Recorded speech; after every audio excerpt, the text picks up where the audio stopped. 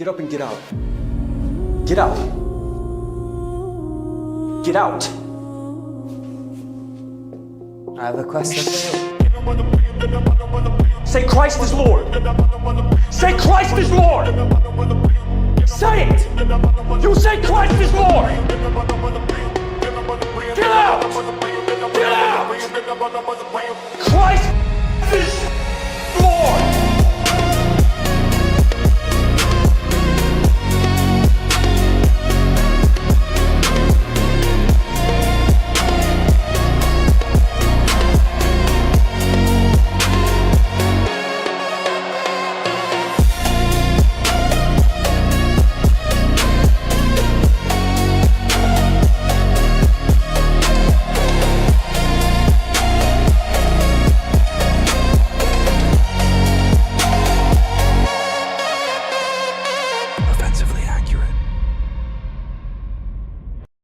Hello and welcome in to another episode of Offensively Accurate, hosted by yours truly, Alice Lugged, aka White Boy D Voice, aka another racially ambiguous groiper.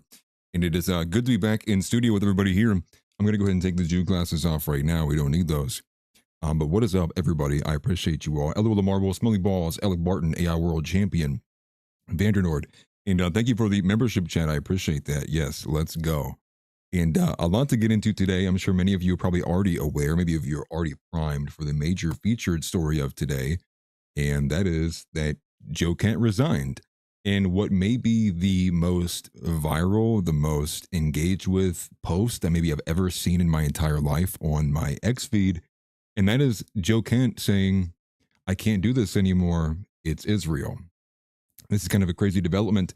And I think ultimately, while it seems like it's a positive in terms of the changing of the public sentiment and the direction of which the seemingly we are fighting and trying to remove and steer away from what's going on, I think many people kind of see the writing on the wall that perhaps this resignation, him leaving, is the sign of what is to come, what may actually come afterwards, which may be much, much worse. The sign of what is to come with the Iran war.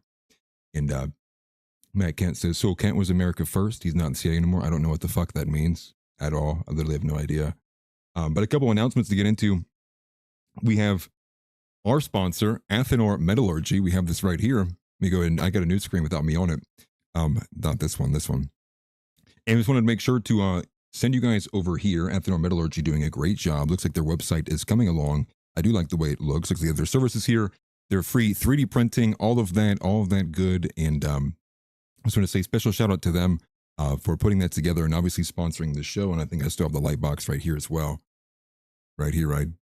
And they do great work, 3D printing. And again, the icons, everything you're seeing for NAV, the golden coins, they want to make the Flava Flav kind of necklace and all of that. I think that's kind of funny. So huge thank you to them for sponsoring the show.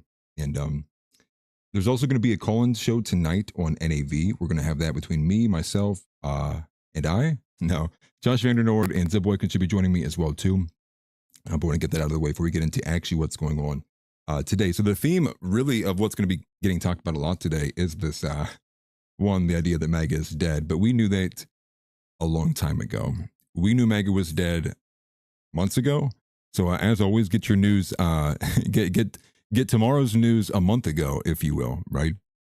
And I think really the main theme today is actually that MAGA has a seemingly, we're now moving from golden age, obviously the Joe golden age, to the greatest game in politics, to now what it looks like is it very well may be vying for perhaps it may be the reason the American empire collapses. And so there's a lot to get into, a lot to talk about. I think this is actually a lot more serious than many people are allowing you to know about. I think the American and domestic media side has been doing an atrocious job on its coverage. I think there's been a huge amount of omissances. And again, too, you know, the Epstein files obviously would probably be the first thing I would point your attention to is like, look at this falling out of the news cycle. And beyond for all of the reasons that most people are kind of pushing for it, but mostly the fact that Pam Bondi's being subpoenaed by the committee from the House. You also have the fact that many of these documents have been getting deleted through and through while the Iran war has been going on, while the attention's been diverted. But also there's been some odd developments with TPUSA. And again, just the general nature of the way that the domestic source has, all sources, I should say, outside of like alternate media, has just covered in general. I mean, we're all kind of sitting here guessing and pulling at strings really of like what's going on. And it's really in this chaos that it's a lot of people are kind of making, viral posts. Netanyahu being dead. Is he really dead? We covered that the last time. And I think in there, it's just a lot of people are just kind of getting, it's too much. But Joe Kent is out. This is the first main story I want to cover here. And we're just going to go directly to his first tweet here. So his tweet and the letter here that he has attached. And it says quite simply, after much reflection, I've decided to resign from my position as director of the National Counterterrorism Center effective today. He says he cannot in good conscience support the ongoing war in Iran. Iran posed no imminent threat to our nation, and it is clear that we started this war due to pressure from Israel and its powerful American lobby. And honestly, he probably wouldn't even need the letter to be to be quite honest with you. It's kind of funny. He probably could have just tweeted this, honestly, and resigned, and he would probably still be getting the same level of pushback. But one of the first things I just want to show you again, the virality of this, and perhaps I could be wrong about this, but he tweeted this about 9:30 in the morning. It already has about 67 million views, which I think therein is from like, a huge portion of the American population. Obviously, probably not all of it is from America eyes. But, 55,000 replies, 195,000 reposts. And, so you just see these numbers are a little staggering compared to a lot of stuff we cover, compared to most things that are viral. We consider them to be, that's like at 1 million views in a day or like 2 million views. I mean, this is like a multitude of factors greater than that. But really, the story is less so about the fact that Joe Kent has actually resigned. The story is more so in the fact of now he's being attacked. Who is attacking him? Why did he come to this conclusion? And I think most importantly, why now? Why did Joe Kent resign now? Why not earlier? What's changed, right? The Iran war has been getting waged for some time. And you would think that you would expect to see a letter like this if somebody felt that strongly about walking away because of the Iran war being waged. You would think that the counterterrorism director, would have walked away immediately, right? Seeing how this individual is someone who has the highest clearance of access to security information and intelligence, reports, everything that goes into intelligence as we understand it. And as far as my understanding, Joe Kent had access to all of that. And so the question becomes then, why now? And I think that's wherein you're going to find that perhaps the answer to that question is much darker, and it's going to lead us down the path. Like I had said at the beginning, the theme here, which is perhaps MAGA is the reason the American empire ends. And so, not to be doomer by any means, but I do think this is very important for that specific reason. And many people have begun speculating, why now? What was the reason? There's been many other reports that have been followed around, so we're going to go this piece by piece. So one of the first reactions, I thought that's pretty hilarious, actually. Richard Spencer, when he saw the tweet, he immediately reacted in the sense that I kind of felt this too. He said, "First time in my lifetime, a federal official has, more or less, called out the Jews as he walks out the door." Now, did he say Jew? No, he didn't. But this is a huge moment, and I think as Clint Russell and many others have said, it's pretty seismic in the element that it is in the walk away. He's saying, while he's flipping them off essentially by saying no, and it is this thing that you all have avoided. Now, I think what potentially one of these chatters earlier at the rep was pointing at is this idea of again, no, this is not praising Joe Kent hour. The name of the show is called, or the today's show, I should say, is ironic. And the reason why it's ironic is because this individual is someone who is in a public spat with who? With Nick Fuentes, of all people. And why was he in this spat with Nick Fuentes? Well, I'll pull you directly to the tweet here from Nick himself, if I can grab it here. So Nick actually earlier today quoted this tweet from Joe Kent, and if anyone had been paying attention to the Tucker Carlson and the Nick Fuentes and the Joe Kent and Tulsi Gabbard kind of beef that occurred earlier in the year during the generational run, you probably have an idea of where this is going. But to bring your attention to it directly, here we have this. Nick says, well, as he's quoting a tweet from Joe Kent from when? From March 3rd, 2022. And what people maybe are missing from this, actually, is that Nick had actually endorsed Joe Kent, only for Joe Kent to come out, and as you can see in this quote tweet here, condemning Nick Fuentes, his politics for what? Especially in regards to our ally, Israel. That is why the name of the show today is called Ironic, because it is ironic that Joe Kent, in this major seismic move, despite kind of not really having any, mainstream momentum for a hot minute, outside of when Tulsi Gabbard kind of whisks him along, is now, and it's on this thing that he condemned Nick for. And so once again, we are in this position of, being vindicated. JR says, was Joe hiding his power level? I don't think so. I do think ultimately, what I will say is one thing to pay attention to is the fact that Joe Ken and Tucker are very, very close. They're very closely linked. This was an issue of contention for Tucker Carlson on the show.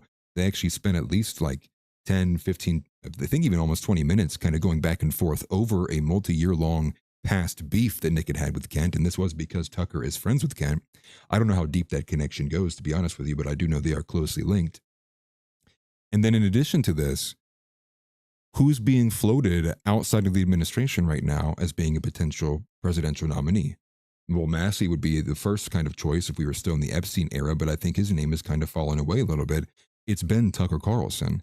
Now, I don't really pay attention too much to the betting markets beyond where the kind of general trends are going. But what I will say is that Tucker Carlson, I saw a report earlier, he had been sitting at like a 2% kind of base level of like, chances of being president for a minute, and it doubled. He went up to 4% earlier today. Now, I'm not sure how reflective that is across all markets. But what I will say is keep in mind these connections and where they may lead us. I won't say any where my hunches are right now, but I will say I do think that is important. And I think, too, when you combine in things like Buckley Carlson, forgive me, and you see the way that Buckley is kind of talking and, trashing Laura Loomer day in and day out, you get this idea of, like I think Woe from Stonequire had said, he says, understanding is not the same thing as believing, but it's in the context of if Buckley Carlson, the brother, very close to Tucker Carlson, they talk daily, they have this close relationship, but you see Buckley behaving one way on the timeline, which is like very anti-Israel, very anti this kind of foreign involvement, but you see a more contained perspective from Tucker. It kind of gives you this idea as well, which is like, so how much does Tucker know? Is Tucker, and again, everybody knows I'm not a fan of Tucker Carlson, only of his rhetoric, but is there an element of there which is he a lot more aware of what he's actually letting on to be?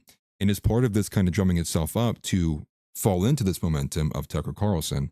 And somebody had also made the point here too, which is this idea that when you see Tucker Carlson being attacked in the way that he's been getting attacked, and again, myself included, I've gone after him myself too, you'll see that there is this kind of similarity there to what happened to Donald Trump. Now, I've likened this to Nick Fuentes as well, which is this idea that no matter what you throw at him, no matter what interview he is in, it doesn't matter. Piers Morgan, we're talking about, say you're sorry about what you said about the Holocaust. And Nick's like, no. And it's like, he's still getting more clout, right? And it's this idea that being impervious to, or being almost, impenetrable, nothing, you're invincible to criticism. And it seems like Tucker Carlson's having a similar kind of path. And he also does it in a way where he's not generally always attacking back, but he does attack back in very strong and impactful ways. And one of those ways was, again, Laura Loomer, she's chiding him day in and day out on the timeline. She's, Qatar this, Tucker Carlson this, he loves Muslims. He's inviting in, Islam into the right wing, all these kinds of things. And then he eventually responds. And when he responds, it feels like, the hammer of God coming down in. And again, not to be blasphemous by any means, but this is kind of how the difference of when you listen to Tucker versus listening to Laura Loomer. But just to have that point there, and again, I think this kind of connection to Tucker is pretty important here. And again, ironic because Joe Kent entirely disavows, get Nick Fuentes away from me. He's racist. He says the Jews in Israel and all of these Israelis only for 4 years later, 3.5 or whatever it may be. He comes out and now he is the talk of the town and probably will be for the foreseeable week or so as walking away from the Trump administration. For what reason? Because he believes Israel drug the United States into the war with Iran and it is against American interest. So, you sit there and you go, well, perhaps maybe if Joe Kent would have listened to Nick from the beginning, maybe if Joe Kent would have taken his own side, maybe if Joe Kent wasn't so worried about being called a racist or a homophobe or an anti-Semite, we wouldn't be in this position. And one thing, I don't have the headline to pull it up in front of you right now, but there's a headline being ran right now by Vox, which is anti-war anti-Semitism is still just as bad as anti-Semitism or something to that effect. And so here we are. Joe Kent did everything he disavowed Nick. He tried to walk the line as he possibly could without going too far. And now what's happening? Now he's being called anti-Semitic in some brand new form, some new vernacular, because I guess being anti-war is somehow now going to be linked to being anti-Semitic. Can't wait to hear the quartering and Mark Levin push this one down our throats. And now, in addition to all of that, these same people who he sat there on his hands and knees, and and like, don't call me that, I'm really a good boy. Now these people are dragging him and his dead wife because of what? Because he dare criticize, he dare even entertain the notion that Israel is this parasitical entity that is dragging currently and well beyond there, but even currently, just in this moment alone, that's enough now for him to be deemed anti-Semitic. It means nothing. You should never apologize. Never. It means walking along on your hands and knees for these people, just like how you're seeing with John Doyle, just how you're seeing with people like 9mm SMG, just how you're seeing with all these people. There's no amount of like excusing away. There's no amount of apologizing. There's no amount of playing nice with these people that will matter. You are nothing to them. And, and I hope that I hope it's a sign. I think, I hope that people will see what's happening to Joe Kent right now and maybe get an idea, maybe grasp this concept that like they do not care, that it is not an equal playing field. There is no point in trying to reach across the aisle. They are just as much of your enemy as the Muslims and Islam is purported to be. I'm sitting here. I also don't like Islam. I think, and after hearing Harrison Smith's take earlier, you know what I think? I think Zionism, Judaism, and Islam should be criminalized. I think it should be banned from this country. I think if you actually gave a shit about what America is and what it has been and what is left of the Christian nature of this country, you would sit there and say, enough is enough. We are banning all of this stuff. At the bare minimum, you don't even need a further historical argument, but at least make the temporal and surface level kind of confession that it's clear that no matter what you think, it's obvious that America and American politics and politicians are being used as proxies to wage eschatological wars for countries thousands of miles away. I will take that if that's your base level. If I can get that to be your base level, I'm cool with that. You don't have to agree with me with the rest, but at least look and hear and at least take in the air for a second and recognize what is actually happening with our nation, with our government, and Donald Trump. I mean, and you think about this kind of reflection, this fall from grace from MAGA. I mean, in all the explaining away of like this or that or this. No, stop trying to, stop thinking. Delegate that to Nick Fuentes and go, oh, it's Israel. Oh, it's the Jews. Oh, it's the fifth column. Oh, because it seems when people are left to their own devices, we are just, it's just bad. It's bad. And that's kind of going to be the main theme here, really, which is this idea that it's ironic, and karma has a way of coming around, doesn't it? And I would say that it looks like, will we get an apology? Will Joe Kent apologize to Nick? I don't know. I think it would be great if he did. I think it would be great if he was forthcoming a bit more about what he actually has seen and knows. Obviously not anything to the degree of, putting himself in jeopardy of going to prison.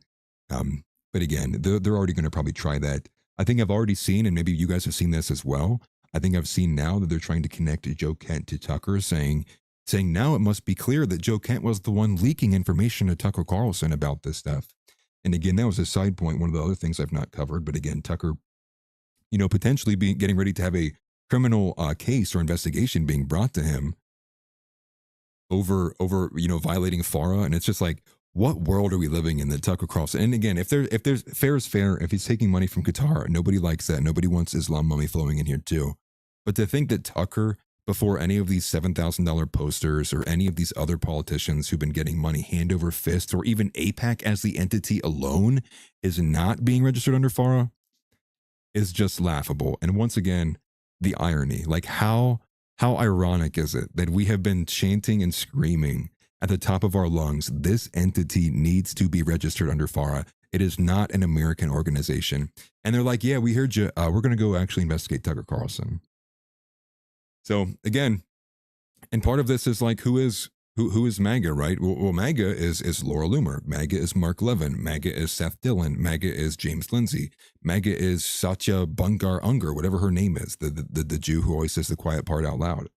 That's MAGA. Nobody there resembles anything that I am or ever wanted or ever will be. But what it does represent is it does represent the fifth column of this nation. And what do they all have in common? Every single one of them would walk on their hands and knees to go praise Israel and to go defend them and call you, your wife, your mother, your grandparents, and children an anti-Semite for even daring to disagree with them in the slightest. All while they use pejoratives about the way that we believe, replacement theology, right? It's just such a joke.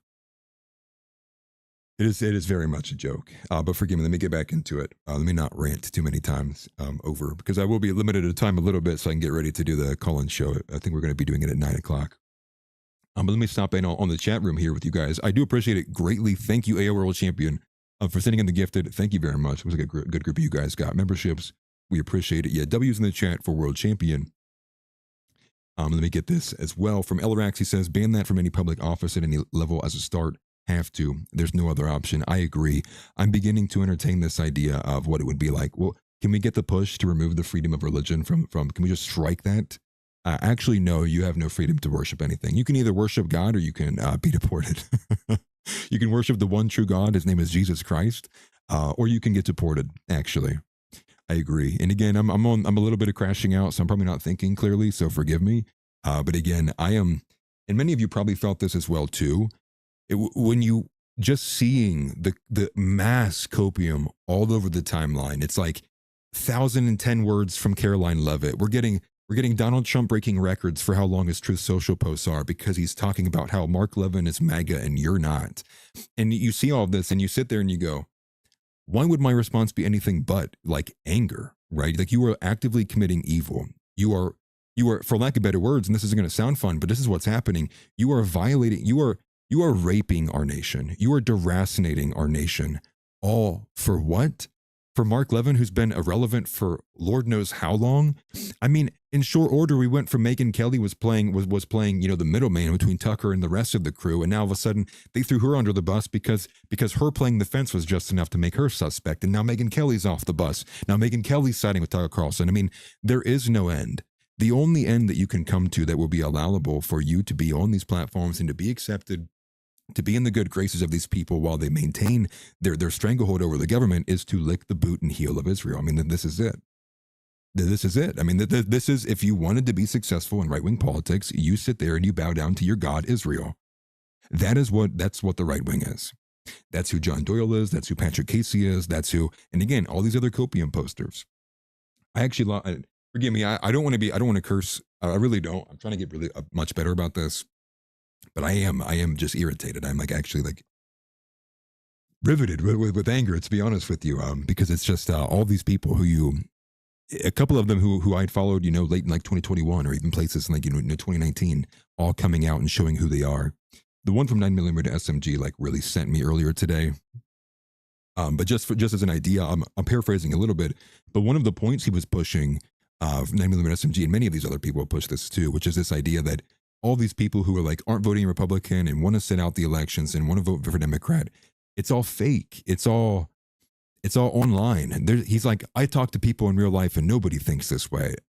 What does that mean? What does that literally mean? You just you had conversations, and half the time it's is 9mm SMG even in the United States of America, or did maybe he moved back a year ago? Everybody knows for a hot minute he wasn't even here in the States. He comes back, it's oh yeah, let me hear this shit ass opinion. Again, I'm not trying to curse, but it's very bothersome. And I know you guys feel the same way. And I know, maybe this is a bit of a cathartic outlet, but again, you see this and it's what, so everybody here, all of these chatters, everyone I talk to and have conversations with, we're all fake. We just don't even exist. None of this is real. I'm not real. My wife's not real. But the people I talk, my family's not real. It's just not even an argument. And it is so disingenuous. It is so bad faith. And what was great was 9mm and Harrison Smith have typically gotten along. And the only reason I saw this tweet was because Harrison Smith was I'm not reading all of that. Good. Good. Good. Man, I'll save that. I had a tweet earlier. I don't want to curse anymore. Thank you very much, Zeb Boykin, for the super chat. I appreciate it greatly. Zeb says, it's as simple as everyone is a Fed except me, without exception. One thing I will say too, I think he's put it in the chat a little bit. I've been following on his Telegram. If you guys could definitely say a prayer for Zeb Boykin. I know he might feel a little bit red in the face for this, but I do think that we do need to, especially for all of us here. I know we're trying not to black pill. We're not trying to be demoralized. We're not trying to just, feel hectic. So keep Zeb in your prayers and your thoughts. I know Zeb is having a rough time because he's going to have to sit here and join the accelerationists with me and Josh. And so this is just, I'm just kidding. But again, reach out to Zeb, and again, I know many of you guys feel the same way. It's hard. It's rough. You feel like, what is this all for? What do we have to look forward to in the future? But it's not over yet. We're still fighting. We're still in the fight, and we are going to figure it out. So no black pilling. It's like the meme from the what's the show? Peaky Blinders. No black pilling. No black pilling. We knew it was going to be rough. We knew it was going to be hard, and no amount of how hard it is should make us quit fighting. I mean, that's just point blank. And part of it is I have no other choice. I have children. I have to fight for the future. I have a future stake I'm fighting for. So for me, it's kind of like, even if everybody else leaves, it'll be me. I don't want it to be just me, trust me, but I will be here. And finding the direction. And again, and going back to what Nick had talked about in the light of the mass deportations as well, is maybe, and again, perhaps as we move forward, and again, all issues, not just deportations, but perhaps what we need to be doing is changing the way that we are thinking and changing the prioritization of issues therein to have a better fighting chance. Maybe it needs to be more sequential or phased in, and again, I'm not the best strategist, but just to echo some of the thoughts and sentiments from Nick Fuentes, who I think is a fantastic strategist, I would say that I think there's a lot of room for hope. Again, doesn't feel like that right now, but there is a chance. And as Zeb says, always fight, never accelerate, sometimes hit the gas. I always accelerate. But again, irony is thick here. And so one of the things I'd like to take you to here is just to show you again how some of the reaction is. I think the administration, maybe where I'll start this, is Mike Johnson said earlier today, and I'll swing this over for you guys to take a listen to. It's about a short clip, about 1 minute and 20 seconds long. But Clinton Russell dunking on him here with this quote tweet. Clinton Russell says that Mike Johnson said, quote, "I don't know where Joe Kent was getting this information," in his resignation to cover the Iran war. And so Clinton Russell comments, he says, "I can help Mike. He was a director of counterterrorism. He had access to all the same information you did. He just wasn't willing to lie about it." And so obviously Clinton, libertarians, everyone else going to be a lot more, in arms, a lot more open and accepting and gracious of Joe Kent. I think, again, keep Joe Kent at a distance for now. If he apologizes to Nick, and I think if anything, I'll just let Nick handle him. We'll figure out how to handle Joe Kent from here. Once we get the royal decree from Nick Fuentes, then we will be moving forward. Anyways, here's the clip here, and here's how your own administration is sitting here talking about Joe Kent in the direct aftermath. Of aid. I got all the briefings. We all understood there was clearly an imminent threat, that Iran was very close to the enrichment of nuclear capability, and they were building missiles at a pace that no one in the region could keep up with. They were far outpacing our allies and friends and us in our defense capability, because we had personnel, installations, members of the armed services, and civilians in the region. Iran was building up ballistic missiles at such a rapid pace, and we knew that their plan was to fire them upon Americans. The commander-in-chief and his administration had a very difficult decision to make. I don't know where Joe Kent is getting his information, but he wasn't in those briefings, clearly, because the Secretary of State, the Secretary of War, and everyone, the Joint Chiefs of Staff, General Kane, they had exquisite intelligence, and we understood that this was a serious moment for us. Had the president waited, I am personally convinced that we would have mass casualties of Americans, service members and others, and our installations would have been dramatically damaged. And so we had to, the president felt that he... Anyways, I'm not going to listen to the rest of that. You heard it in there. I don't know where Joe's getting his information from. Wow, that's crazy. Johnson standing on a milk crate. Uncle Hal says that it's funny. It does look like it. Those guys do look like they're pretty tall behind him. Mike Johnson sits at 4'3", something like that. He is exemplary of what the administration is, which is a bunch of no good doers, if you will. Obviously, I would say much worse than that. But this is kind of the point here, which is I don't know where Joe Kent's getting his information from. It's just laughable. It's just laughably retarded. Sarah Williams put a chat in here earlier, which again is this idea. And again, we saw this. I believe he was boarding either Air Force One or Air Force Two. Cannot remember, but he was in the process of getting ready to board that. And one of the reporters said, "Well, what do you think about Tulsi Gabbard? The fact that she has stood down. I think she had doubled down at this point. I don't know if she had tripled down at this point, but she had doubled down on this idea that Iran did not pose an imminent threat and that they are not pursuing nuclear enrichment. Didn't matter." And I think he did say something to the effect of I don't care, and dismissed it. And again, that's because he's getting his information. He's taking his his cues from the Israeli side. Obviously, I think that much is clear now. And another person that kind of joined this as well was JP Sears. I don't know if you guys are familiar with JP Sears, but JP he's kind of been taking some flack because of all of the little videos he's been putting about Erica Kirk. It seems like he is willing to join the table. I don't know too much about JP Sears at all. I do know that some of his videos are funny. I will say that. As much as he might not be our guy or on our side, here on the Team Groiper, if you will, on the dissident right. But I will take anybody who is moving off of the MAGA train. This is the direction that it needs to go. And again, very similar to all of my takes on the rhetoric as it pertains to Tucker Carlson or even Candace Owens or more. And the best example, like James Fishback, I think anybody who is pushing anything that is even close to decoupling from Israel, we will praise that. We will be happy for that. That is not a complete endorsement of who these people are as they move forward, but it is to say we will appreciate and make these temporary alliances with people who are willing to hold that and say, yes, Israel is bad. Yes, we must decouple from Israel. Yes, Israel, all of Israel's intentions are not America's intentions. Israel's interests are not America's interests. These are two separate things, and they needed to be treated as such, and they needed to be treated as America first. That's the point. And I'm already at America only at this point. Like, I literally don't care. I don't care what argument you want to make about, some kind of subsidiary for Israel or the decreasing the amount. Don't care. Gone completely. Get rid of it. All of it. Don't matter. Just, it's got to go. And if that requires us also decoupling completely from everything in the Middle East, or not everything from the Middle East, but decoupling from other just Islamic and banning that, I'm cool with that. Get rid of it. I will take it at this point. One of the other things I wanted to bring to attention is the fact that it was also being reported. Fox News actually reported this as well too, and I think for more nefarious reasons. But I also got this from Dominic Michael Trippi. But it's the idea that the White House had told, and again, this is coming from Fox News, but that the White House had told Tulsi Gabbard to fire Joe Kent, but she refused to. That's some of the reporting coming out. And I will say it does look like, I would imagine, if anything, if you want to make the easiest prediction ever, Tulsi's either going to resign or she'll be fired.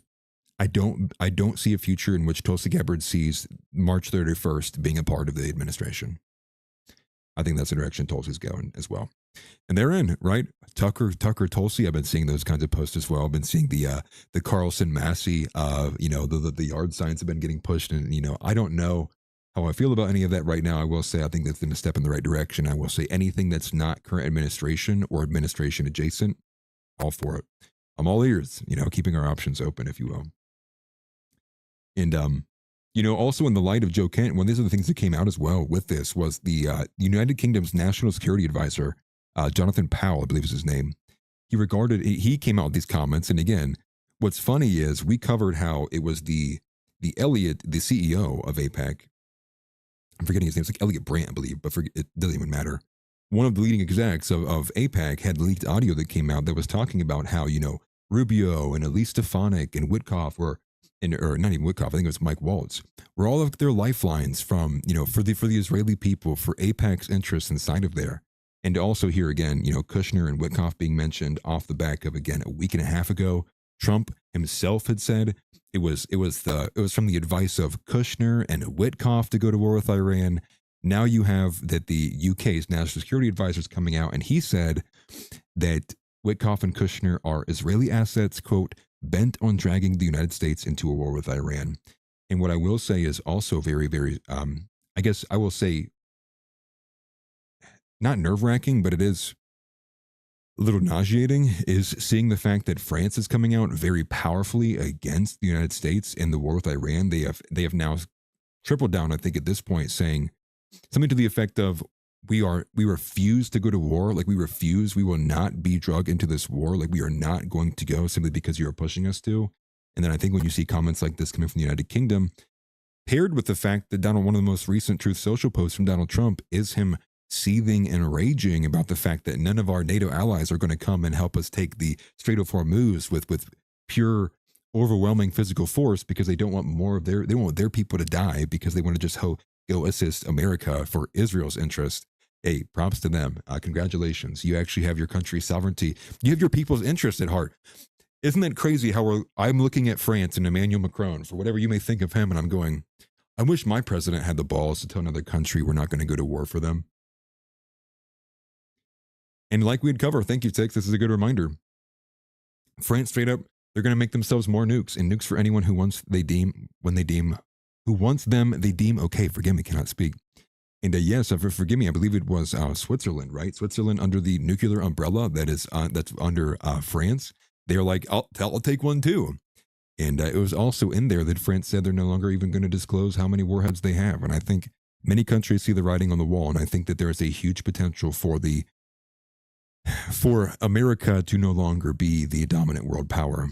And I don't say that in any sense of wanting or willingness. I'm saying that being objective, that it is on the table, and I think people need to be taking it as seriously as that. And I think one of the other headlines I saw today too came from the Financial Times. Something about the era of America being the dominant economic power is over.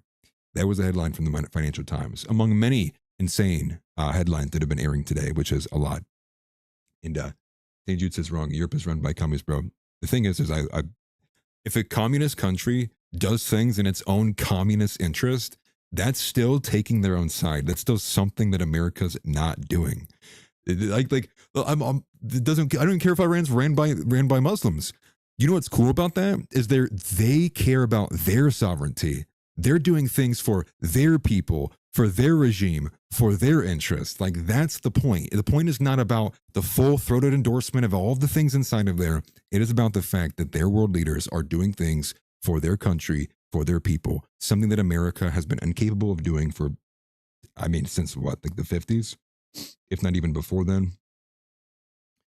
And so we have a couple more here. Caroline Leavitt was getting drugged today. Here's another one of the Trump admin officials coming out, and she's like only 28 years old, I think, as well. But she's getting obliterated. She's getting drugged in the comments, and for good reason, too. So what you're going to see here is, again, I'm going to get rid of Texas tweet there or post there. But Caroline Leavitt, and again, just look at this. Blah, blah, blah. Not reading all that crazy. But she's quoting Joe Kent, and it's her just, giving this, really, really gay defense of the Trump administration. And I've seen many of these. Now, I'm not a fan of Adam Mockler, but I have seen many of these, and he's got a prominent one here. And he says, you literally just said there was no threat. And it's a screenshot of one of her previous tweets that says, to be clear, no such threat from Iran to our homeland exists. And it never did. So much so that you're getting the response team as well. you're getting the response team, the Rapid Response 47 coming out as well and saying, they're coming out with like their own version of community noting it. They're saying things like, there's more context that needs to be added. She meant, not, and it's just sad turning out for that. I wish I had it in the outline here, but if you see that Rapid Response post, hopefully it's still there. That feels like it's going to be one that they delete because it was very, what's the word? Unprofessional. It was very, it was like, man, somebody wrote that and they were angry. You can just tell it. You can feel it in the vibe of the way they were responding to it, which is funny. And now, what we have is that actually Joe Kent is set to interview with Tucker Carlson this week. And I think that's being reported by Axios. I haven't seen Tucker confirm it so far, but I would not be surprised if that's actually what we saw by the end of the week. And Breaking Point's actually coming out with the correct take here as well, which is they are going to trying to destroy Joe Kent. And it's already starting. It's been happening all day today. Many people have been coming at him for his wife. Like, they're coming at him for his wife, being like, wow, your wife was killed by a bunch of, by Muslims, and why you should, and how dare you say all of this, right? And so that's just some of the basic stuff. And again, it was just pissing me off reading it. So I wasn't reading too much into the details. I'm not sitting there letting my cortisol sparking out, right? And it's just insanity. It literally is. It's more than insanity. It's depraved. It's evil. These people are disgusting. And what do you expect? And I think the best take really goes back to what Nick says, which is like, what do you even say at this point? What even is there to say? Like, where are we right now, right? I know that Josh VanDerNoord said we're in the astro. Joe Kent's in the astral plane. I feel like I'm in the astral plane right now. I feel like it's hard to even get a good gauge of like what's even going on. And here's a great example of this, right? Donnybrook coming in and saying, "Is BB dead?" I think, does anyone even know? And I'm not someone who's willingly going to be pushing these things, but I have my own suspicions. I think many people are kind of maybe going a little too far with these videos being AI, but I don't know. I think it was reported that it was Netanyahu's brother along with Ben Gvir that were hitting a strike. I'm not sure what the extent of damage is, but I think it's an easy kind of assumption to make that perhaps maybe Netanyahu was also struck. I think people kind of rushing to say that he was killed. I think at the same time and in the same breath, you could say perhaps he's maybe hospitalized, and maybe that's the reason they don't want to show weakness. They don't want to give a rallying cry to Iran by wheeling him out in a wheelchair or something to that effect. So I think there's a lot of explanations that you could go down. But I will say it is getting a bit telling in the fact that I believe he's now missed 8 straight cabinet meetings, I believe. So I've been following, I think Ethan Levins has been taking note of this. And I find that to be a bit more credible, a bit more telling than, these videos. And again, I'm only saying that because I'm like, I am not an AI expert. I've never even ran anything through like an AI detector, or anything I trust as far as I can throw it. But who knows, brewing speculation, who knows at this point. I would say, I think it's the chance is greater than 0. I would definitely say that. But perhaps it is something where he is in a coma, or he's in the hospital somewhere taking treatment, or maybe it's worse than that. I don't really know. But that's something I think is something to pay attention to. I wouldn't get too lost into it. But I think it is something that is it is concerning. And as we continue on here, we have now there was a Canadian reporter who came out, and I'm not gonna give too much time to it. I don't really know who he is, and I wasn't able to see another site or another source that corroborated this. So take this with a grain of salt because he is a Canadian reporter. But he reported that there's going to be even more senior Trump officials that are planning on resigning, which actually kind of lines up a little bit with what we're seeing with some of the comments that came from Brian McGuinness. And again, if you're unfamiliar with Brian McGuinness was the man who had his arm broken by another senator because he was standing up in the middle of a hearing saying that Americans don't want to die for Israel. And remember that is Brian McGuinness. He did serve. I don't think he is currently serving right now. But he gave comments earlier today saying that there's a massive shift inside the United States military with officers trying to take a stand against the war. I think it's also being reported now that the Navy is investigating the USS Gerald Ford for sabotage. And why is that? Well, now there's been multiple reports, and I'm pretty sure it was the Gerald Ford, but there was initial reports early on that there was a bunch of plumbing issues. And they were finding things like whole entirely rolled up t-shirts inside of the plumbing. I'm assuming that there were sailors on board who were flushing whole t-shirts down the drain, to give a reason for why they would have to, dock the ship or reroute it. And I think now the story coming out is that now they believe that there was a sabotage in the laundry room, that the laundry room had suddenly burst into flames. And so there's a couple other reasons why it was being brought to shore, but it basically is it's now moving to a different area. I have more on that. I will pull it up. But just to say, if this is kind of like where the sentiment is, you kind of connect these dots, and just to treat them as all, if these are all true, why would a bunch of sailors in the middle of this conflict be trying to sabotage the USS Gerald Ford, which I believe is our biggest warship? It's our biggest carrier. Why would they be doing such a thing? It's kind of curious, right? Like maybe because they don't want to die for Israel. And I think that's kind of an insane story. And if anything, it is really going to be a huge story to pay attention to if any information can come out of it. But again, this is kind of the information warfare we're in right now, which is I think they've been doing a pretty good job of censoring a good bit of what's been coming out about this. And again, I will hearken back to the major differences in international reporting versus domestic reporting is insane. And one of the Iranian reports I had seen earlier today, it came from an international news source, but Iran is claiming that there is like upwards of somewhere like in the multi-thousand of casualties, of American casualties. I believe that they have said specifically that there's over 200 Americans that they claim that they've confirmed dead. This is from an Iranian source, which again is much, much higher than what we're getting anything on the domestic side. And they came out with specific numbers, right? With specific targets and dates. They were talking about how they've either sunk or crashed or blown up at least 37 different, aircraft or boats or otherwise vessels. Like they have a very information or report that comes out about it. But again, I'm not going to trust an Iranian news source as far as I can throw it during a war with Iran, right? But these things obviously present these disparities, which is America says almost nobody's dying. It's like 13 people at that. With, they've only done one helicopter, it crashed, and it was just because a woman was flying it, right? But then you see the reports from Iran, and it's much, much, much greater. And then you got to think too. I mean, what are the communications like for these guys who are on the USS Gerald R. Ford? Are they receiving communications from guys who are elsewhere deployed, who maybe have an idea a bit more of what perhaps may be going on? Again, all of it is pointing to this idea that I think there may perhaps be a strong rubber banding towards the actions we've taken so far in the Iran war. And what may come of that? Well, perhaps maybe we will see something like a bunch of sailors being arrested and thrown in prison for trying to not go to war for Israel. Perhaps maybe we'll see that. Maybe we'll see some kind of crazy case get, escalated to the Supreme Court for what these sailors are doing here. Or maybe they'll get missing person and we'll never hear from them ever again. I would hope not, but I think there's a lot of developments to really pay attention to now. But as we continue through this, Ben Shapiro, I think this is one area you want to step into. So now we're getting into the bit of the podcaster circuit, just to give you an idea of where they are with Joe Kent's letter. And Ben Shapiro says that Joe Kent's letter is conspiracy trash. So here's this video. It's a short one. It's about 2 minutes long, but just to step in and hear what this Jewish individual has to say about Joe Kent. But here we are.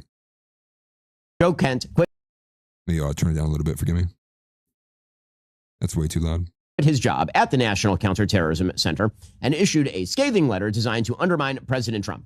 The letter is deeply, deeply conspiratorial. It states openly that, quote, Iran posed no imminent threat to our nation, and it is clear that we started this war due to pressure from Israel and its powerful American lobby. Now, that is conspiracy trash. It's also kind of strange since President Trump has said that it's conspiracy trash. So apparently, Trump is so deeply, deeply enthralled to those strange, powerful American lobbies. We're not going to say it. That he apparently has been so bamboozled by them that he's still under the impression that he's his own man. But here's the thing. President Trump is his own man. He makes his own decisions. And as per our usual arrangement, Trump's critics are cowards who are simply unwilling to acknowledge that Trump is the one making the call. But Joe Kent continued, quote, early in this administration, high-ranking Israeli officials and influential members of the American media deployed a misinformation campaign that wholly undermined your America First platform and sowed pre-war sentiments to encourage a war with Iran. This echo chamber was used to deceive you into believing that Iran posed an imminent threat to the United States and that should you strike now, there was a clear path to a swift victory. This was a lie and is the same tactic the Israelis used to draw us into the disastrous Iraq war that cost our nation the lives of thousands of our best men and women. Again, the idea here seems to be that President Trump is a moron, misled into war by nefarious Israelis and unnamed influential members of the American media. Don't say it. And so he's getting ready to make the argument that Trump is this grand wizard who has this mathematical just brilliance about him. He understands war strategy better than anybody understands war strategy. That somehow himself and Trump both knew more than what Joe Kent did, despite Joe Kent being literally the director of counterterrorism, which is just an insane position to take here. Again, apparently President Trump has no agency and no thoughts. Kent's letter is replete with this conspiratorial idiocy, including, as we just saw, the idea that it was Israel that forced the original Iraq war, an idea totally and utterly unsupportable by any evidence, given the fact that the actual prime minister of Israel at the time, Ariel Sharon, opposed the Iraq war. This stuff is brain rot. Now listen, we should all be thankful for Joe Kent's long and honorable military service. We can also be glad that he's leaving, since his ideology is the same as that of Tucker Carlson. Is that not insane? Remember how we just spent, 15 minutes talking about how Joe Kent disavowed and condemned Nick Fuentes for his politics and political views on Israel? And now with one resignation letter and Joe Kent's, his positioning of this, which is very clearly and obviously true, now he has actually the entire ideology of Tucker Carlson, which is insane. I don't think you can get that actually from one tweet. And this is just hilarious. And we have this from Fisher Dark Brandon says, thank you for doing our job for us. You're amazing. Keep bashing Trump. Nico and the Resistance made a video called Ben Shapiro's eyebrows are joining the white nationalist movement. You should play Alice. That's funny. I think I might have seen that. If I get later on, I might I think I've seen that actually, which is kind of funny. But did you expect any better from Ben Shapiro? No, I don't think any of us did. And it's not even the worst of it, right? Ben Shapiro obviously going in on it. And what's funny is you can see the similarities between both the left wing Jews and the right wing Jews as well. Somebody was doing like a side by side comparison to a tweet from Mark Levin, and then some like other chick I've never heard of before, just like probably a left wing academic. Well, a Jew who's probably in academia. And they're like side by side. They're like no different. They're like the same exact thing, which is crazy. Is on YouTube? I can look it up if you want me to. Am I getting rated right now? Is that why I have more followers or more watches than normal? Here we go. Okay, I'll do it. Let's do it. Ben Shapiro and the Resistance. Let me find where's YouTube at? Is it on your channel? Nico and the Resistance. Is that what you made that? Hey, well, appreciate you stopping by. I am I appreciate you being here. Is that what you were called, Nico and the Resistance?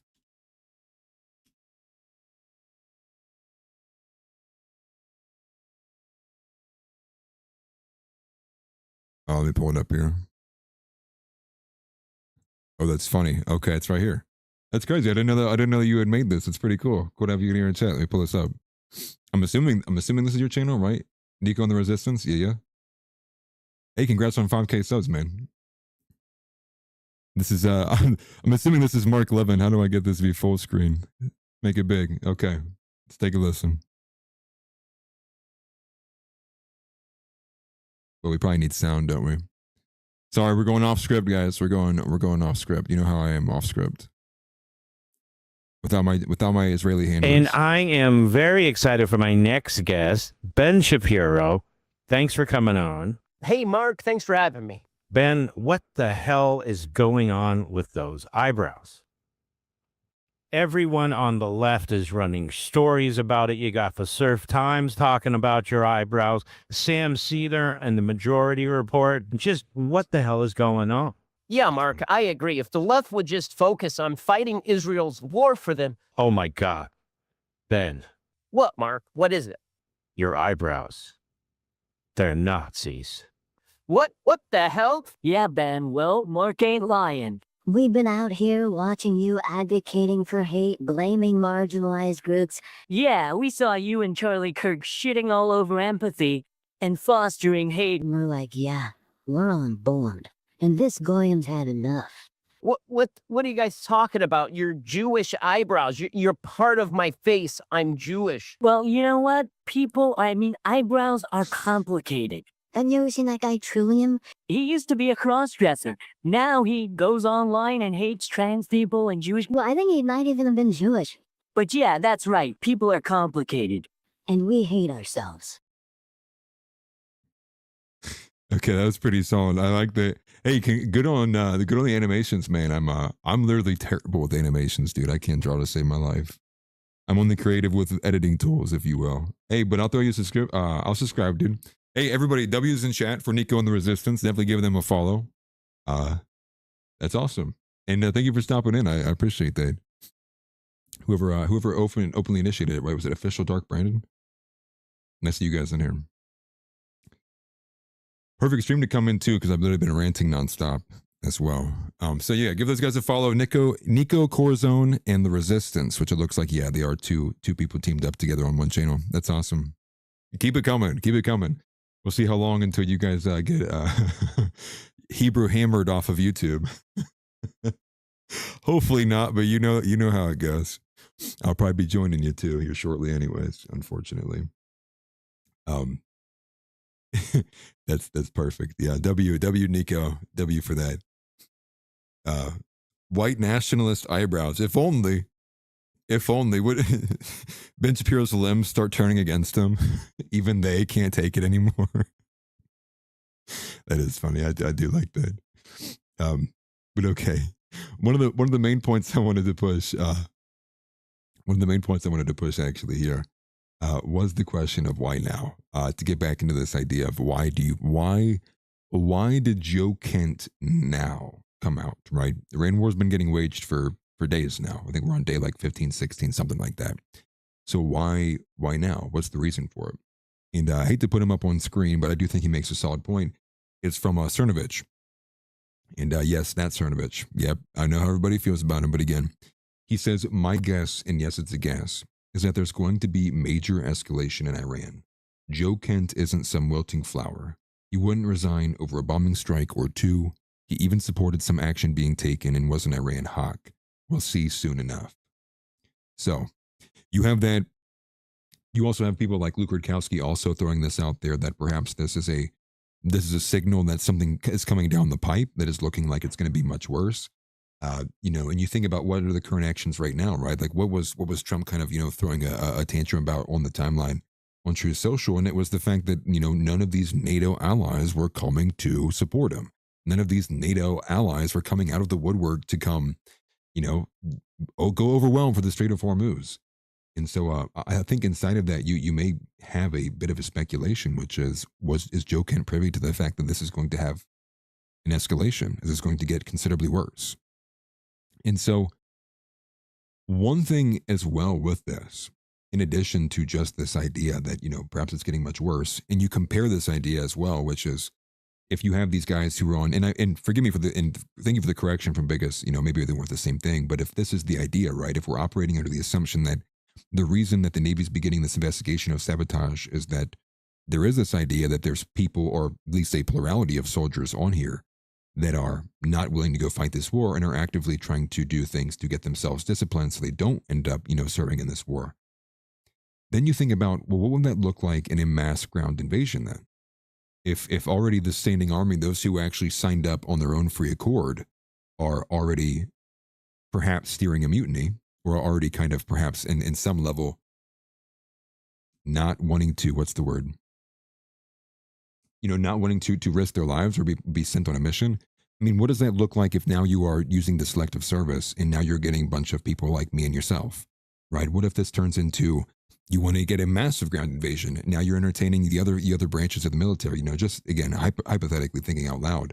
I don't think you're going to have the broad sentiment or the broad consent from the people that you're just going to be able to get this ground invasion that you want. But you know what you don't need consent from is you don't need consent from munitions. And much like munitions, you don't need consent from a nuclear bomb. And so I think these are things that I think you'd begin to entertain, as it does seem to appear that despite no matter what the polling says, no matter what, you know, the broad opinion of America is, that they're going to continue this war. And it looks like even despite having major kind of seismic fallouts like Joe Kent walking away, they are still intent on waging out the war that they want to wage it for. And thus Trump is owned. Trump is owned. But to finish off here, before I go to Brian McGinnis, one thing I wanted to bring your attention to is the investigation on the USS Gerald R. Ford with a bit more information here. Forgive me. But it says just in, the U.S. Navy is investigating whether sailors aboard the USS Gerald R. Ford deliberately set fire to their own ship to end the deployment. That is the sentence. Read it again.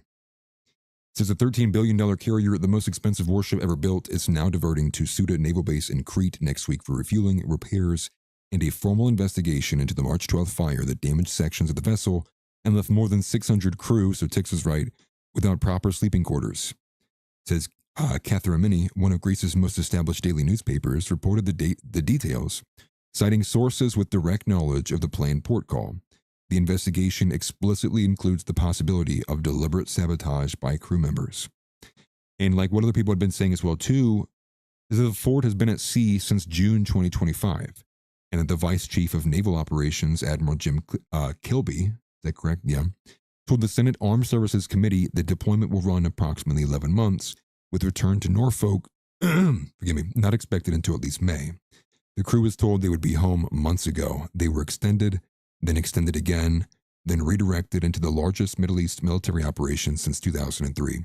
And now some among them may have decided that fire was the only exit. So perhaps it doesn't even fall into the same grounds of this idea that they don't want to die for Israel. Perhaps maybe it goes even a bit more of personal reasons as well. But I think all of this will play into this idea here too. And regardless of what you think, it's not looking good. It looks rough. At the bare minimum, you would say, like, we look so unprofessional. America looked aggressively unprofessional, right? And not that that even matters, but I think optics do matter in the long run and in the short term too. are we having good optics right now? And I saw a report, I think it was from Fox, but I might be wrong about that. It might have came from CNN or MSNBC. But I saw a report talking about the international perspective. What are these other countries outside of America and the countries involved?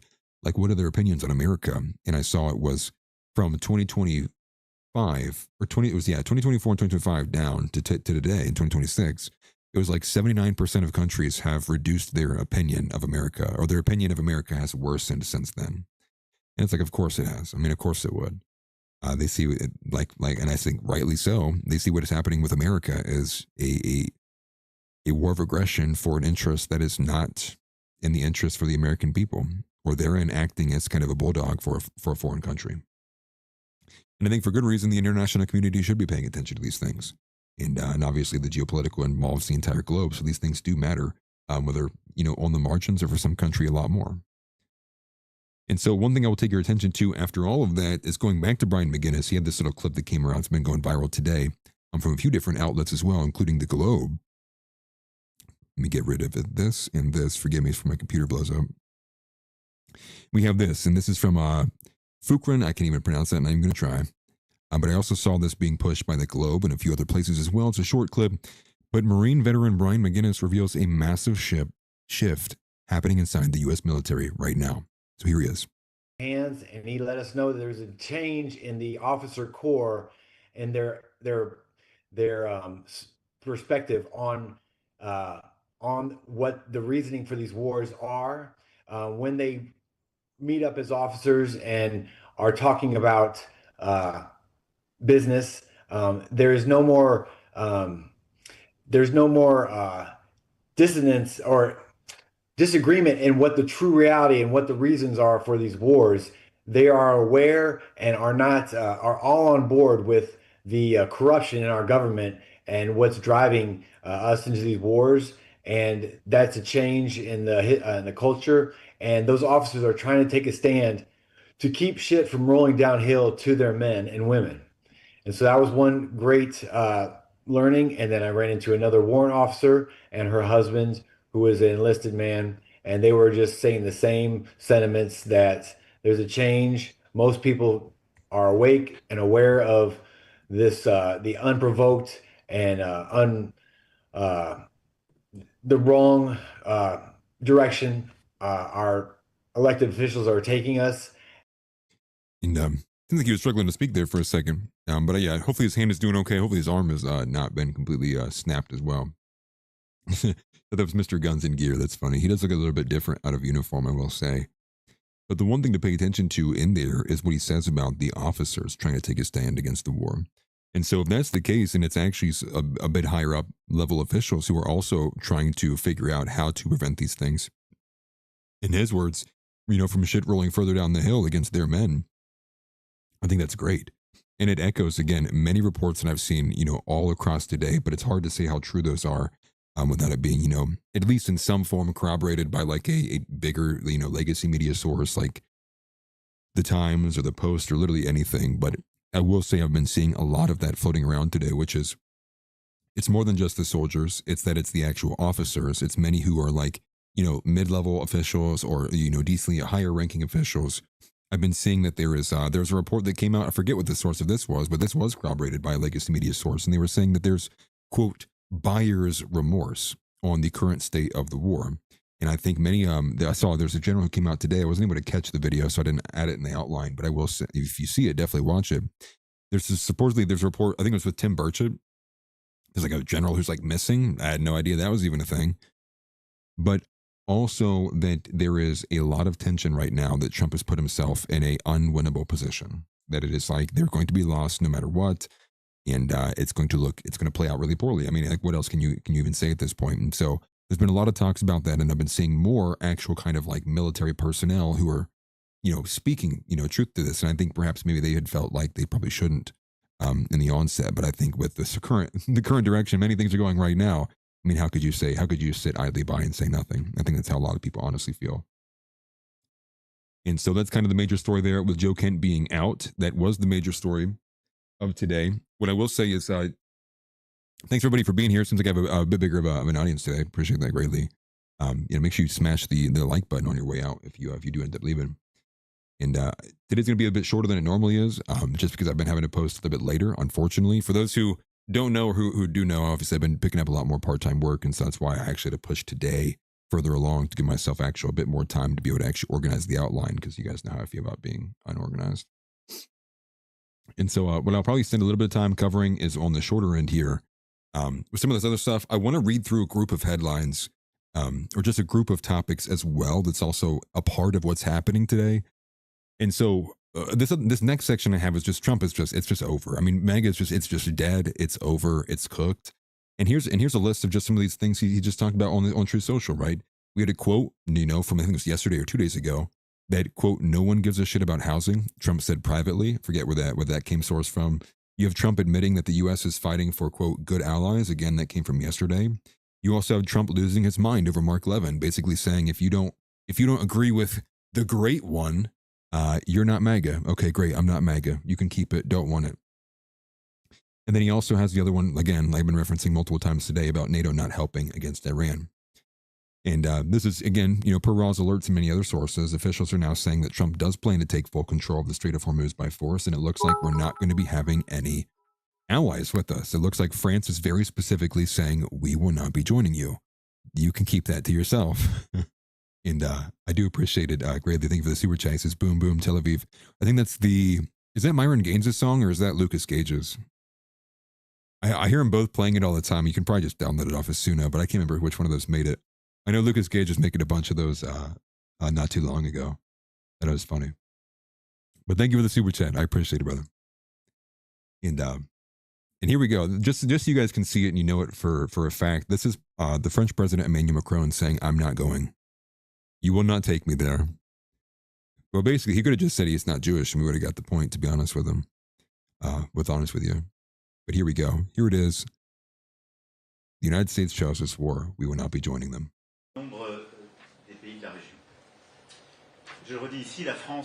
Forgive me. I thought this had translations on it. Never mind. We're not going to listen to it. All you need to see is the quote. He says, "France did not choose this Iran war. We are not taking part in it. Nobody can force us." And I'm not going to make you sit there and read the captions all the way through.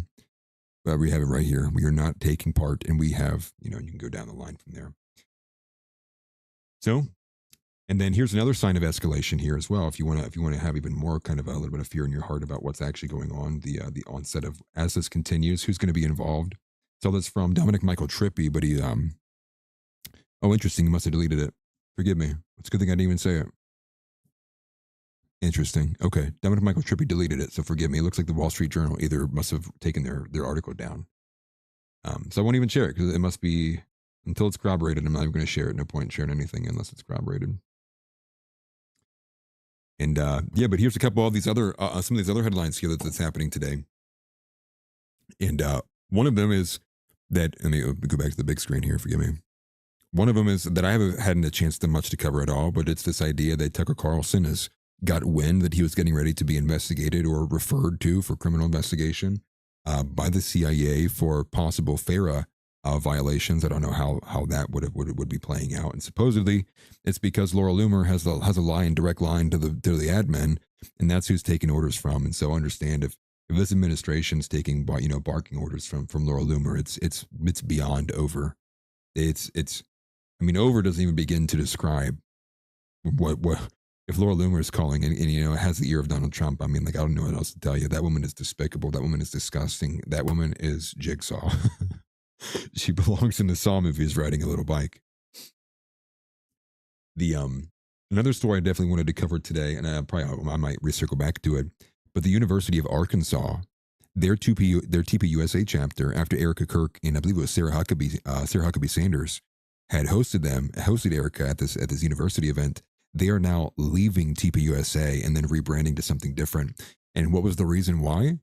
Well, I think it was the president of the chapter came out and he said, listen, he was like, there's a plethora of reasons, but he's like, but I'll say this, I'll give you one. And he's like, and the one reason that I think many people will say is generally the way that TPUSA has handled itself since Charlie Kirk's assassination, we don't appreciate.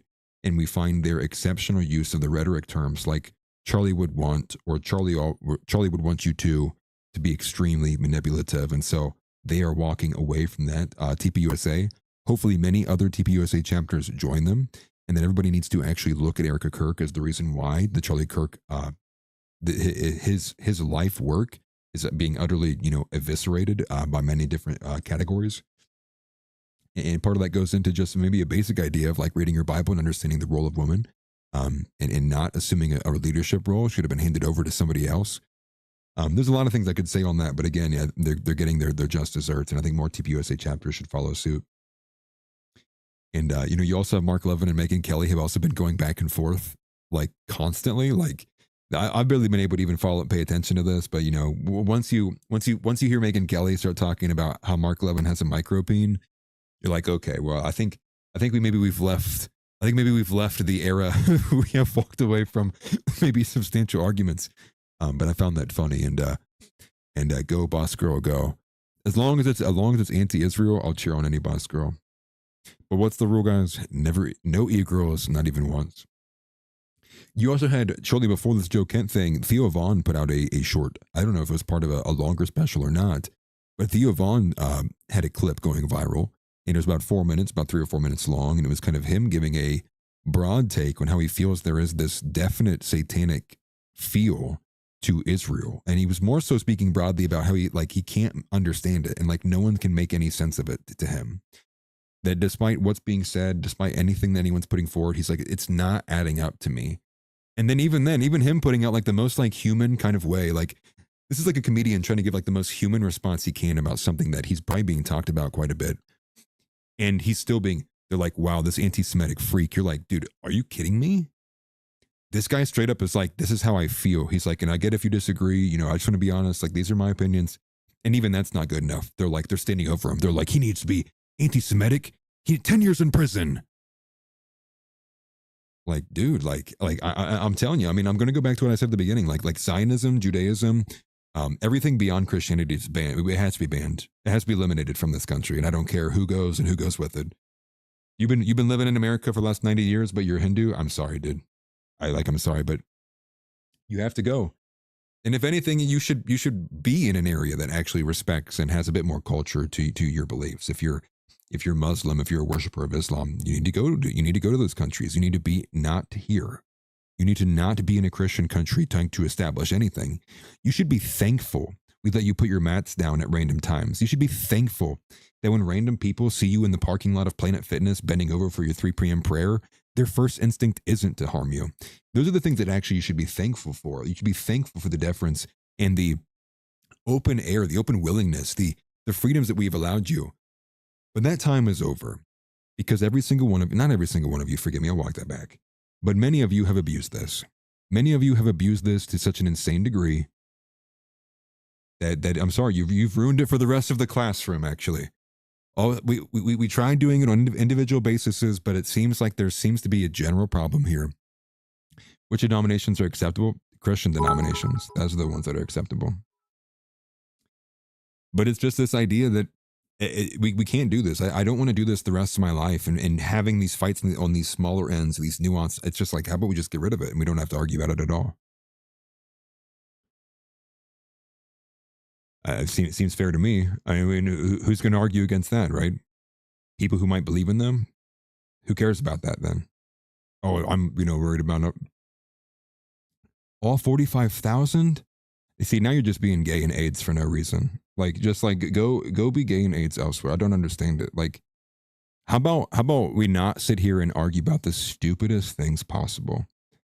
And this is part of the purity spiraling that happens in the right. And it's like, no wonder we're all just a bunch of beautiful fucking losers. It's so pitiful the way people act, dude. And I'm sorry, dude. Typically I don't actually get pissed off about seeing some of these comments here, but dude, just the general depravity and stupidity that has been on the timeline today is just insane. Just absolutely insane. And goes to the YouTube censors has been much more aggressive here lately, actually. I don't know if it's just my channel or whatnot, but they have been a lot more aggressive. I think many people have been making notice of that. But the point being is that both Islam and Judaism need to be excised from our society forever. They need to be sealed. We need to bring in, can someone call in like Naruto or somebody? Can we get the seal of the 6 sages and like lock this stuff so it can permanently be banned to the other side of the astral plane? Like, just incredible. European pagans should be left alone. A black Christian will still rape your kids. You can't change the genetics of the scripture. I just like, again, this and biggest knows we would disagree on this, but this is the point, which is like, yeah, how about we'll do this again. We'll use that same rhetoric and we can lose for the 10th fucking time again. You know, let's do it actually. Let's do it one more time. Let's spiral about race one more fucking time. So more Israelis and Jews can rape our nation while kids get missing and whoever else knows what's going on. And I'm not meaning that to be offensive. I'm not meaning that to be rude, but like at a certain point, people have got to start thinking differently. I mean, it's just the point. I mean, like, how many times will you go to the same well and expect to get different results? And seriously, and everybody knows I try to be charitable and I try not to be offensive and especially not trying to be rude to people. But I just like this whole thing of like, how can everyone here not, how is not everyone agreeing that Islam and Jews need to go? Right? Like what, you know, like why can we not just say yes? Right? Can we just not say yes? Right? Like get rid of that kind of stuff. And again, Biggest is very friendly.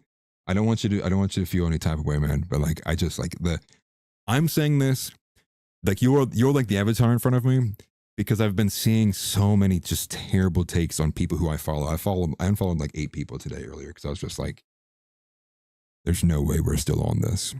And one of them was Woe. I think Woe was actually getting into it with the guy who was race spiraling about this too. It's just like, it's just not the time. This is like not the time, right?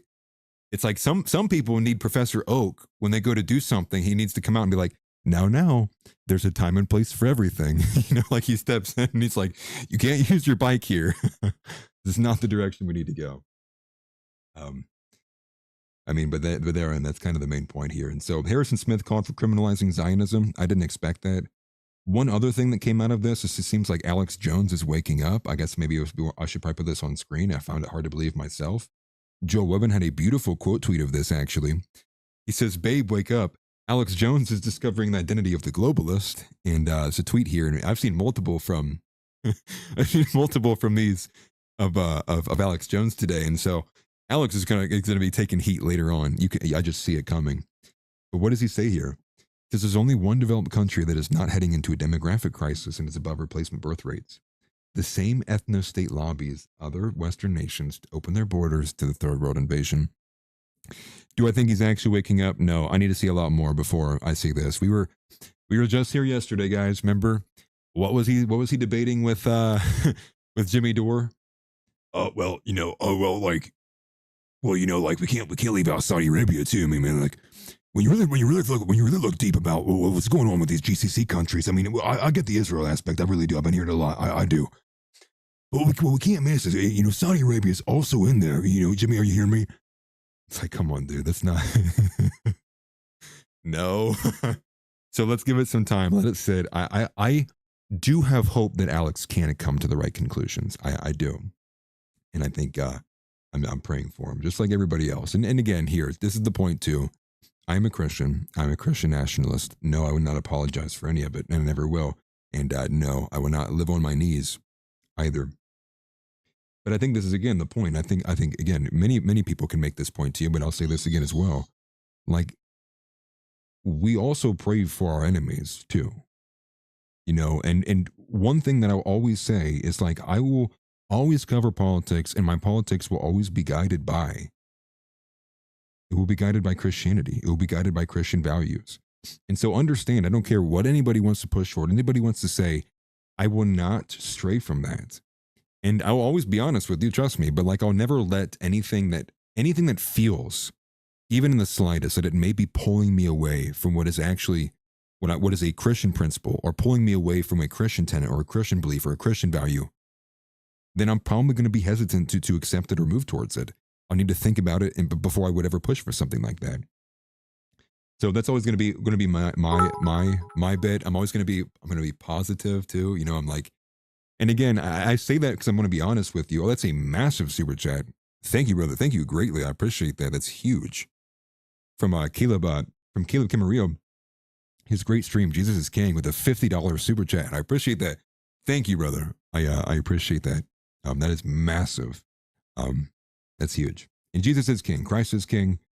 And I say that not to be like, I'm going to disappoint. Like, no, I'm saying that because like, I mean it. Like I am a Christian before I am literally anything else. And so I want that to guide me. I want people who, I want to be corrected by that. That's kind of where I come from. And, I know not everybody's, here to hear it. And I hope that you will be. I hope maybe I can maybe knock some sense into you, if you listen to me long enough, or maybe I can make a good enough argument that maybe it opens your eyes to something. But the point here is like, I think people still maybe go a bit too far on like what they wish on enemies, what they want to see. And it isn't to say that I understand it, man. Like trust me, like when I see Laura Loomer and you get that urge, you just want to punch somebody in the mouth. I feel it. Like I'm right there with you. Like I'm as human as everyone else. And I say this just in the sense that I do think that we want to move away from being extremely reactive, and some of this should be a bit more proactive. And that's just kind of where I am. So expect me to feel like I have a tether, right? Like I'm always probably going to be the last to move to something. I lurk more, right? This is kind of where I came in at. This is where I've always been, lurking. And I want to be absolutely, positively sure before I put my name on it. And I say, yes, we should do that. But I completely agree with Eek here. He says we have to put Christ as our grounding principle. And the thing is like people, what's funny is people are sitting here going like, yes, I'm bald, by the way, for anybody who's new. No, you can't see it right now. But I said this, we saw it coming. Many people saw this coming. The right MAGA was bound to implode. The big tent was on fire before Trump even got into office. The writing was all over the wall. You can't have some massive, yeah. W's in the chat for Caleb. Thank you very much for Caleb. That is a huge, huge W. And everybody tell Caleb to save his money so he has food for his family for the weekend. Say, Caleb, no more super chats. You save that money for your family. But it was all over. You can't have calendar gate and then a series of obviously like, huge pushes from big tent groups. You can't have Dave Rubin buying and purchasing children and it being defended by people, like, I don't know if Megyn Kelly did defend it, but you can't have it being defended by the majority of the movement. You can't have these things. This was never going to be a long-term solution. And if anything, it was surprising it even lasted as long as it did. And what was happening, the days after Trump was winning the election, or as it was seemingly we were getting close to it, and it felt like he had all the momentum in the world, and we had really no worries if he was going to win or not. It felt like he had really had the golden campaign there at the end. And next thing you know, my feed is flooded with Scott Presler saying all this about how the conservatives should be. Who's Scott Presler? You think just because you get a bunch of votes in, we're all going to overlook that you're a sodomite? Like, come on, man. Or Dave Rubin talking about how he's using his sister's eggs so he can have his own children and deny his own child a mother. Conservatives across the board, Blaze TV, PragerU, clapping for it, praising it. This was never going to last longer than Trump just getting into the office. It was going to blow up immediately. And that's what many people said. Many people even said that. They said, I will carry this so long as it gets Trump in office, and then from there we're going to figure it out. And it did, and immediately imploded. And again, Charlie Kirk, being brought up for a lot of reasons. And part of that is because he was a bit of glue. And part of the reason why he was a bit of the glue was because he did his absolute best to walk the walk of Jesus Christ. He walked the cross. He opened himself up. And granted, I'm not a full Charlie Kirk fan. I think there's a lot of disagreements I have with him and a lot of things I think he did wrong. But it is to say, like, he tried. And he was the glue that was able for a lot of these things to attach upon. You take him out of the picture, and of course, it's going to be Mark Levin versus everybody else. Of course, it's going to be, all of the other Jewish neocons versus all of the, the libertarians for that matter. You don't even need Nick before they're the neocons, and the libertarians would be falling off. You think Nick Fuentes needs to exist for Dave Smith to have a problem with all the warhawks? No. The tent was fractured in 110 different ways before we even got the win. And everyone was saying, no, it's not going to be that way. And it's more kind of concerning, too, that they had the audacity and the chutzpah to sit here and think that they were going to wield and tell true conservatives what they can and could be. They're now going to wield the movement. Oh, yes, it's Dave Rubin, Scott Presler, Mark Levin, and Laura Loomer. That's MAGA. That's what I think of when I think of a Christian conservative. No, not even close. And a couple things I'll say before I do have to sign off here soon to get ready for the member call-in show. Remember that 9 p.m. NAV call-in show. You can call me directly, and I will ignore you for 4 minutes straight. No, I'm just kidding. We call in, but Josh will be there. Zeb will be there as well. Probably what they're getting ready for right now. One thing I guess I will say before I go to, remember that Pam Bondi has been subpoenaed by the House Oversight Committee. Hopefully we get something from that. Also, again, I have to say too, huge shout out to Caleb for the super chat. That's massive, man. Thank you very much for that. Gypsy Crusader, W for him winning. But at the same time, I didn't watch it at IRL. I only saw it after it had happened. And so I was kind of watching the replay on clips. I'm surprised he didn't end it in like the first couple of rounds, to be honest with you. He has a huge size advantage, or at least so it seems. I don't know what they had weighed in at differently, to be honest with you. But Gypsy probably should have knocked him out, but congrats on the W anyways. He did a good job. And one of the final things is that Greg Bovino was retiring. And there was unfortunately a bunch of, terrible kind of reports that came out about him. Obviously, I think I covered these, while he was still in Minnesota, about how he was anti-Semitic and they didn't like the way he was talking, singling out Jews. Like it was baked into the cake. And now it seems like he's retiring. And it looks like Greg Bovino also might be exemplary, though, of these people, these men, and maybe some women too, but the men would be what actually matters here, who are in these positions like in ICE or in Border Patrol or in the administration or in the military, that are these guys who are saying like, we shouldn't be here. That this is not what we should be doing. We need to be carrying out the mandates for the American people. And so it looks like there may be a chance that there is a lot more of these individuals, whether they're, they're Groyper and name or not, or they just disagree with the Israeli occupation. I think it's something to pay attention to. And maybe there's a lot more of us than we realize, or a lot more of people who are, aware of it than what we realize. Mark Vandy says, Nick's going to start at 9 on the dot tonight. Yeah, wouldn't that be the luck, right? Nav Collins show, he starts like immediately too. No. What's crazy was yesterday he waited like 3 hours. I don't know if you guys had seen this. He didn't start a show until like 3 hours in on the intro. That was crazy. I went to the comment. It's like, show starts at 3 hours and 12-minute mark. Dang, dude. I'd be lucky if my internet operates that fast for that long, to be honest with you. But thank you greatly. I appreciate you guys. I should be seeing you guys tomorrow. This is pretty much the end of it for me today. I know it wasn't as long or maybe as impactful as it normally is. A lot more of me ranting, but wanted to make sure I got my idea and thoughts out there on Joe Kent. Just to give you coverage here at Offensively Accurate. And members call in at NAV at 9 o'clock. You can get that at NAV_creators here on YouTube. And we'll be dropping the link for all of you guys who want to engage and talk. And thank you for everybody who's did a great show. I appreciate that. Thank you for all the newcomers who are here. Hopefully you got some subscribers and whatnot. Maybe not. Maybe people unsubscribed. Who knows? But I appreciate it greatly. Smash the like button. Helps the channel tremendously. And I will be seeing you guys more than likely tomorrow, hopefully in both video and live stream format. But I'll see you guys tomorrow. Take care. Good night. No, I can't end it yet. Dude, I can't believe I almost ended it. Christ is king. As always, seek first the kingdom of God. At this point, deport Kash Patel, deport Pam Bondi, impeach the entire administration. I want to see Donald Trump have to answer for this. I don't care. I'm voting Democrat. Full send accelerationism ahead. We're voting for Dems in 2026. We're letting them win the midterms. We want to see the GOP squirm, if you will. And for the women, any woman over 150 pounds, you're going to be deported. And for any woman that is anywhere from 100 to 150 pounds, this is your 90-day notice to lose that weight. Otherwise, we're going to shoot you from a cannon to Israel. And maybe you can fight in their wars. I heard the IDF have a good amount of soldiers there, too. Maybe you'll enjoy the female freedoms in Israel. Not here, though. All right, everybody. Peace out. That's it from me. NAV at 9 with me as well. I'll be there. I am the star of the show, unfortunately, so I will have to probably talk to some of you. No, I'm just kidding. I appreciate you guys. I'm rooting for you guys. I love you guys, and I'll see you shortly. Take it easy. Get up and get out. Get out.